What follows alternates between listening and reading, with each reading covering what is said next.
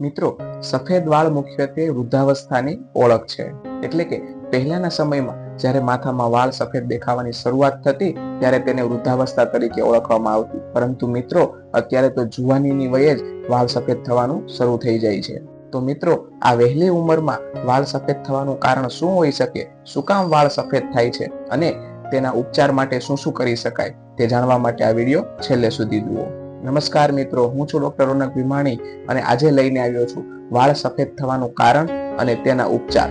મિત્રો, મને એવું લાગે છે કે આ બદલાતી જીવનશૈલી તેમજ આહારમાં ફેરફારોને લીધે હોઈ શકે છે. તેમજ તેનું મુખ્ય કારણ માનસિકતા ઉપર ડિપેન્ડ કરે છે. મિત્રો, અત્યારે લોકોને જલ્દીથી મોટું થઈ જવું છે, નાની ઉંમરમાં વધારે પૈસા કમાવા છે. આ ટેકનિકલ યુગમાં દિવસે ને દિવસે માણસોનો સ્ટ્રેસ વધતો જાય છે. તેનું મુખ્ય પરિણામ વાળ સફેદ થવા હોઈ શકે છે. તો મિત્રો, ચાલો પહેલા જાણીએ સફેદ વાળ શું કામ થાય છે. આપણા શરીરમાં મેલેનિન નામનું દ્રવ્ય રહેલું હોય છે કે જે વાળના કલર માટે જવાબદાર છે. પરંતુ જ્યારે આપણા શરીરમાં મેલેનિનની ઘટ વર્તાય છે ત્યારે વાળનો કલર સફેદ થવાનું શરૂ થાય છે. તો મિત્રો, એવા તો કયા કયા કારણો છે કે જેના લીધે શરીરમાં મેલેનિનનો ઘટાડો જોવા મળે છે? તો તે ડિટેલમાં જોઈએ. જેમાં પહેલું છે વૃદ્ધાવસ્થા. જેમ ઉંમર વધે તેમ મેલેનિનનું ઉત્પાદન ઘટતું જાય છે, જેના પરિણામે સફેદ વાળ જોવા મળે છે. બીજું છે જીનેટિક્સ. જો પરિવારના સભ્યોના વાળ ઝડપથી સફેદ થયા હોય તો તમારામાં પણ આ લક્ષણ આવી શકે છે. ત્રીજું છે તણાવ. અતિ તણાવ તેમજ ટેન્શનના હિસાબે પણ વાળના કલરમાં બદલાવ આવી શકે છે.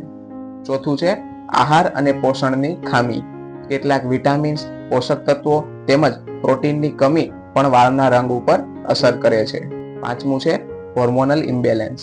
કેટલાક હોર્મોનલ પરિવર્તનો જેમ કે થાઇરોઇડની સમસ્યાઓ પણ વાળના રંગ ઉપર અસર કરી શકે છે. લાંબા ગાળે સફેદ વાળ એ સામાન્ય રીતે સ્વાભાવિક પ્રક્રિયા છે, પરંતુ ક્યારેક તેને પોષણ, આરોગ્ય તેમજ જીવનશૈલીના ફેક્ટર સાથે જોડવામાં આવે છે. મિત્રો, હવે જોઈએ આ સફેદ વાળથી બચવા માટે શું શું ઉપાય કરી શકાય. જેમાં પહેલું છે આમળાનો પાવડર અથવા તો તેલ. આમળા એ પ્રાકૃતિક રીતે વાળના રંગને જાળવવામાં મદદ કરે છે. આમળાનું તેલ વાળમાં મસાજ કરો અથવા આમળાનો પાવડર અને મીઠું દહીંમાં મિક્સ કરીને તેને વાળમાં લગાવો. બીજું છે જાસૂદના ફૂલ. જાસૂદના ફૂલને તાજું પીસીને તેલમાં મિક્સ કરીને વાળમાં લગાવો. તે વાળનું સ્વાસ્થ્ય સુધારે છે તેમજ સફેદ વાળ થતા રોકે છે. ત્રીજું છે મેથીના દાણા. મેથીના દાણાને આખી રાત પલાળી સવારે તેનો પેસ્ટ બનાવી વાળમાં લગાવો. તે વાળનો રંગ જાળવે છે તેમજ વાળનો ગ્રોથ વધારે છે. ચોથું છે કાળી મીઠી ચા અને કોફી. કાળી ચા અથવા તો કોફીનું પાણી વાળમાં રિન્સ તરીકે વાપરો. તે પ્રાકૃતિક રીતે વાળને ડાર્ક દેખાવામાં મદદ કરે છે. પાંચમું છે સહજ જીવનશૈલી. સાત્વિક આહાર લ્યો, જેમાં વિટામિન્સ, પ્રોટીન, વિટામિન B12 તેમજ આયર્ન ભરપૂર પ્રમાણમાં મળી રહે. તણાવથી દૂર રહેવા માટે યોગ તેમજ ધ્યાનનો આશરો લો.